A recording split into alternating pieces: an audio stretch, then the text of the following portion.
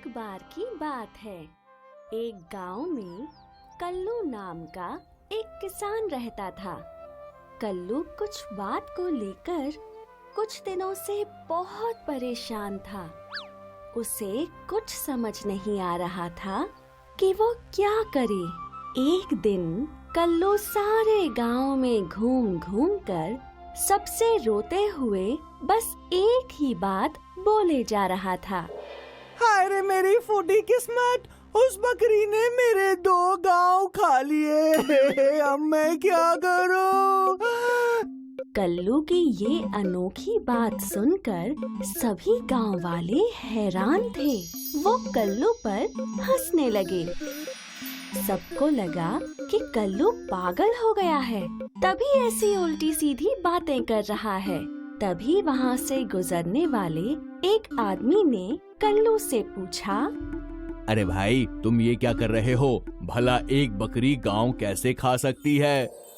मैं सच कह रहा हूँ, उस जालिम बकरी ने मेरे 2 गांव खा लिए।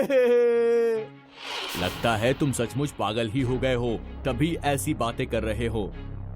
धीरे धीरे कल्लू की ये बात सारे गांव में फैल गई। महाराज के महल में काम करने वाले एक दरबारी ने भी कल्लू की ये अनोखी बात सुनी और अगले दिन जाकर उसने ये बात शहंशाह को बताई। शहंशाह, कल गांव में मैंने बहुत ही अनोखी बात सुनी। कैसी अनोखी बात?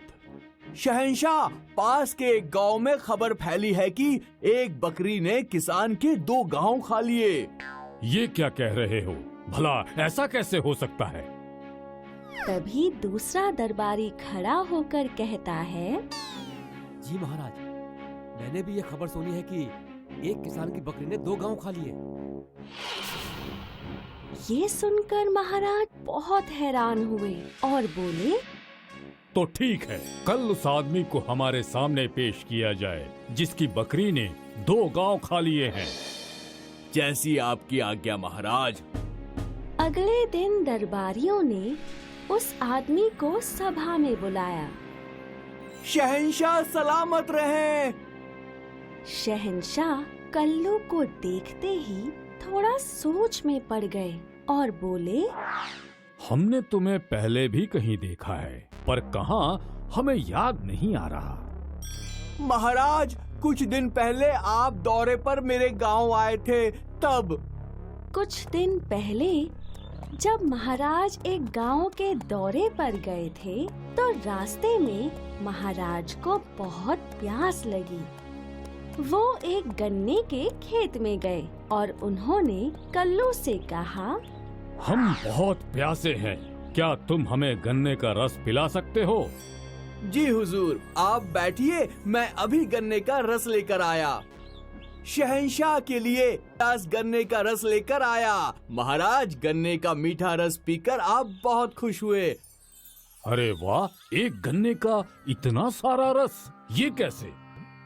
हुजूर, ये सब तो इंसान की नीयत पर है। अगर इंसान की नीयत अच्छी है तो एक गन्ने से भी बहुत सारा रस निकल जाता है। भला इंसान की नीयत का इससे क्या लेना? हुजूर, इंसान के अच्छे और बुरे नियत के अनुसार ही उसे फल मिलता है। अभी तुम इस खेत का कितना लगान भरते हो? 2 मोहरे हुजूर। इतना बड़ा गन्नों का खेत और लगान मात्र 2 मोहर। मुझे इसका लगान बढ़ा देना चाहिए। ठीक है, क्या तुम हमें 1 गिलास और गन्ने का रस पिला सकते हो? जी हुजूर, मैं अभी लाया।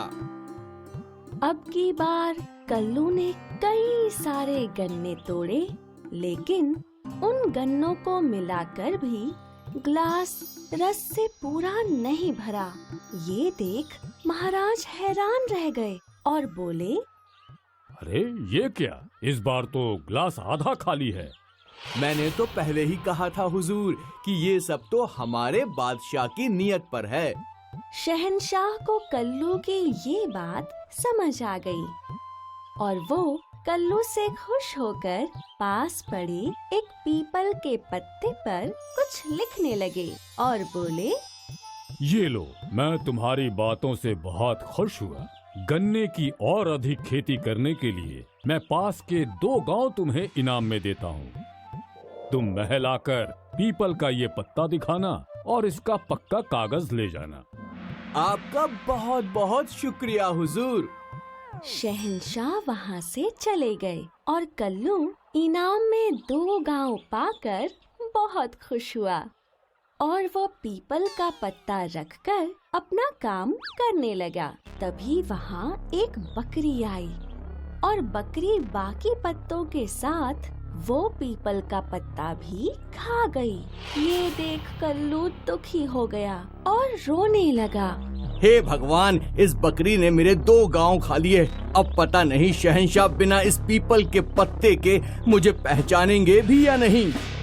कल्लू की बातें सुनकर महाराज को सारी बातें याद आ गईं और वो हंसते हुए बोले, अब हम समझे, तो इसलिए तुमने सारे गांव में ये अनोखी बात फैलाई। लेकिन महल में घुसने का तुम्हें ये सुझाव आया कैसे? महाराज, ये सुझाव तो बीरबल जी का था, जिन्होंने मुझे ये तरकीब बताई। हम जानते थे कि जरूर ये बीरबल ही होगा। अब हम तुम्हें तुम्हारे वो 2 गांव वापस देते हैं, लेकिन इस बार तुम उस गांव को बकरी से दूर ही रखना। शहंशाह ने कल्लू को दोनों गांव वापस